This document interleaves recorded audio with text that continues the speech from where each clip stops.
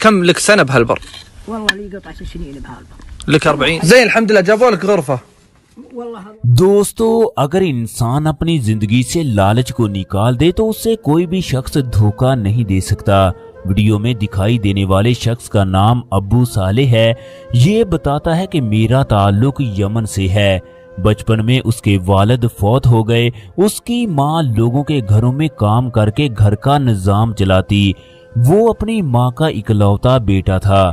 جب اس کی عمر 12 سال ہوئی تو اس نے سعودی عرب جانے کا فیصلہ کر لیا، مگر اس کی ماں نے اسے سعودی عرب جانے سے منع کر دیا۔ ابو صالح بتاتا ہے اس نے اپنی ماں کی ایک نہ سنی، بلکہ محنت مزدوری کر کے پیسوں کو جمع کرنے لگا تاکہ کسی ایجنٹ کے تھرو سے وہ سعودی عرب میں داخل ہو، وہاں سے وہ ڈھیروں پیسہ کما کر لائے۔ چنانچہ اس نے اپنی ماں کو بن بتائے ایک ایجنٹ سے رابطہ کیا۔ ایجنٹ نے پہلے تو منع کر دیا کیونکہ اس کی عمر محض 12 سال تھی، مگر ابو صالح نے مزید رقم دی تو اس نے حامی بھر لی۔ اب مقررہ دن کو ایجنٹ نے ان لوگوں کو ایک گاڑی میں بٹھایا اور صحرا کو چیرتا ہوا گاڑی کو آگے بھگانے لگا۔ 1 گھنٹے کے بعد وہ جازان کے بارڈر پر پہنچ گئے۔ ابو صالح بتاتا ہے آگے کا سفر انتہائی مشکل تھا۔ اس وقت سعودی عرب اور یمن کے درمیان جازان کے علاقے میں انتہائی کشیدگی تھی۔ فوج اس علاقے میں ہر وقت الرٹ رہتی۔ ایجنٹ وہاں سے واپس چلا گیا۔ اس نے کہا کہ اب تم لوگوں کو خود اس بارڈر کو کراس کرنا ہوگا۔ ابو صالح بتاتا ہے کہ اس دن ہمارے ساتھ 20 لوگ تھے جو روزی کمانے کی خاطر اور بہترین مستقبل کی خاطر یمن کو چھوڑ کر سعودی عرب جا رہے تھے۔ رات کی تاریکی تھی۔ تمام لوگ شاطر نظروں سے آہستہ آہستہ فنش وال کے بالکل قریب پہنچ گئے۔ تمام لوگوں نے آہستہ آہستہ بارڈر کو کراس کیا۔ ابھی ہم لوگوں نے 10 منٹ کا فاصلہ طے کیا تھا کہ سعودی فوج کو پتہ چل گیا، چنانچہ وہ ہمارے پیچھے بھاگنے لگے۔ دوستو ابو صالح بتاتا ہے کہ تمام لوگ پہاڑوں کے اندر چھپ گئے۔ اب سعودی فوج نے ہمیں ڈھونڈنا شروع کر دیا۔ ہم میں سے 10 لوگ گرفتار ہو گئے، باقی لوگ وہاں سے نکلنے میں کامیاب ہو گئے۔ اس وقت سعودی عرب کا قانون تھا گرفتار ہونے والے آدمی کو 10 سال کی سزا ہو جاتی تھی۔ اس کی بڑی وجہ یمن اس علاقے پر اپنا ہونے کا دعویٰ کرتا، مگر سعودی عرب نے اس علاقے پر قبضہ کر رکھا تھا۔ ابو صالح بتاتا ہے کہ اس کے بعد وہ پوری رات چلتا رہا۔ صبح کو وہ شہر کے اندر داخل ہو گیا۔ ایک سعودی کے گھر کا دروازہ کھلا تھا۔ اس نے دروازہ کھٹکھٹایا اور پانی مانگا۔ سعودی نے اسے پانی لا کر دیا۔ باتوں ہی باتوں میں اس کفیل کو پتہ چل گیا یہ آدمی غیر قانونی طریقے سے سعودی عرب میں داخل ہوا ہے۔ اب اس کفیل نے ابو صالح کو کام کی آفر کی جو اس نے فوراً قبول کر لی۔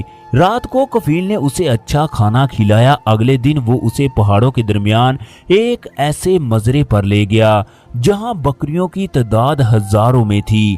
وہاں پر بکریاں چرانے والے 20 افراد تھے۔ ان تمام افراد کا تعلق یمن سے تھا۔ کفیل اسے کام سمجھانے کے بعد وہاں سے چلا گیا۔ جب ابو صالح کا ان یمنی لوگوں سے تعارف ہوا تو اسے پتا چلا کہ کسی آدمی کو 10 سال تو کسی آدمی کو 15 سال اس جگہ پر کام کرتے ہوئے ہو چکے ہیں۔ کفیل نے انہیں کبھی بھی تنخواہ نہ دی۔ تمام لوگوں کی نگرانی کے لیے 4 بندے ایسے تھے جو ہر وقت وہاں پر موجود رہتے۔ ابو صالح بتاتا ہے وہ یمنی بھائی مجھے کہنے لگا تم بھی بری طرح اس جگہ پر پھنس چکے ہو۔ اگلے دن انہوں نے مجھے 400 بکریوں کا ایک ریوڑ دیا۔ پھر کہنے لگے تم نے اس علاقے سے دور نہیں جانا، اگر گئے تو ہم لوگ تمہارا وہ حشر کریں گے جس کو تم ساری زندگی یاد رکھو گے۔ ابو صالح بتاتا ہے کہ میں بکریوں کو چرانے کے ساتھ ساتھ روتا رہتا کہ میں نے ماں کی نافرمانی کی، اسے بتائے بغیر یہاں پر آ گیا۔ یہی وجہ ہے کہ میں مشکلات میں گر چکا ہوں۔ کفیل ہر ہفتے آتا اور تمام لوگوں کو روٹیاں دے کر جاتا۔ سارا ہفتہ ہم نے وہی روٹیاں کھانی ہوتی تھی۔ کچھ لوگوں نے وہاں سے بھاگنے کی کوشش کی تو نگرانی کرنے والوں نے انہیں ختم کر دیا۔ ایسے میں وہاں سے بھاگنے کے بارے میں سوچنا میں نے بالکل چھوڑ دیا۔ مجھے اس بات کے بارے میں یقین ہو گیا میری ماں مجھے یاد کر کے ختم ہو جائے گی، جبکہ میری زندگی یہیں پر گزر جائے گی۔ ابو صالح بتاتا ہے مجھے ان پہاڑوں کے درمیان بکریاں چراتے ہوئے پورے 10 سال کا عرصہ ہو گیا۔ میری عمر 22 سال کے قریب ہو چکی تھی۔ میں چوری چھپے بکریوں کا دودھ پیتا، جس کی وجہ سے میرا جسم کافی توانا رہتا۔ میں نے دل میں ٹھان لی کہ میں نے ہر صورت یہاں سے بھاگنا ہے، ورنہ ساری عمر میری ایسے ہی گزر جائے گی۔ ایک دن سعودی کفیل روٹیاں دینے کے لیے وہاں پر آیا۔ مجھے تھوڑی سی ڈرائیونگ بھی آتی تھی، لہٰذا جب وہ نگرانی کرنے والوں سے باتیں کرنے لگا، میں چھپکے سے گاڑی میں بیٹھا۔ اس وقت میرے ساتھ ایک اور بھی یمنی تھا جو وہاں سے بھاگنا چاہتا تھا۔ میں نے آہستہ آہستہ وہاں سے گاڑی کو نکالا، پھر گاڑی کو بھگانا شروع کر دیا۔ نگرانی کرنے والوں نے ہم پر فائر کھول دیے۔ خوش قسمتی سے ہم لوگ بچ گئے۔ ہم لوگ آگے آگے، جبکہ وہ لوگ ہمارے پیچھے گاڑیوں کو بھگا رہے تھے۔ تقریباً 1 گھنٹے کے بعد گاڑی ایک جگہ خراب ہو گئی۔ ہم جلدی سے نیچے اترے اور صحرا میں بھاگ کھڑے ہوئے۔ ہم نے صحرا میں چلنا شروع کر دیا۔ اب ہمیں سڑک کی تلاش تھی تاکہ ہم اس طرف سے نکل سکیں۔ ابو صالح بتاتا ہے ہماری خوش قسمتی تھی کہ 2 گھنٹے پیدل چلنے کے بعد ہمیں ایک سڑک مل گئی۔ ہم دونوں کی خوشی کی انتہا نہ تھی، اتنے میں ہمیں پولیس کی گاڑیاں نظر آئی۔ ہم دونوں دوڑ کر ان کے آگے کھڑے ہو گئے، انہیں تمام صورتحال سے آگاہ کیا کہ ہم کس طرح یمن سے آئے ہیں، کس طرح ایک کفیل نے ہمیں قید کر لیا۔ اس جگہ اب بھی 15 افراد موجود ہیں۔ پولیس والا انتہائی اچھا انسان تھا، چنانچہ اس نے ہمیں سب سے پہلے پانی پلایا، پھر کچھ کھانے کے لیے دیا۔ اس کے بعد اس نے ہیڈ آفس کال کی، جہاں سے پولیس والوں کی 5 گاڑیاں وہاں پر پہنچ گئی۔ چنانچہ ہم سب اسی جانب چلنے لگے جہاں پر وہ تمام لوگ قید تھے۔ گاڑیاں صحرا سے ہوتی ہوئی اس مقام پر پہنچی جہاں پر ہماری گاڑی خراب تھی۔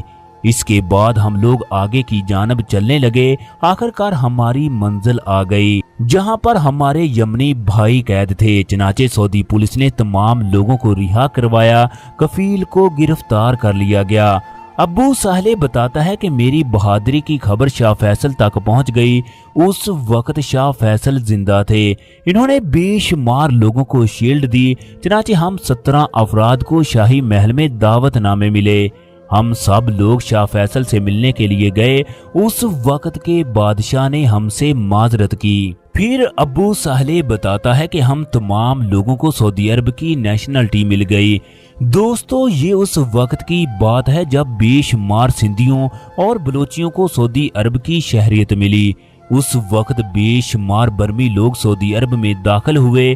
یہ سب کچھ شاہ فیصل کی مرہون منت تھا۔ اللہ تبارک و تعالی شاہ فیصل کی قبر پر لاکھوں کروڑوں رحمتیں نازل فرمائے، آمین۔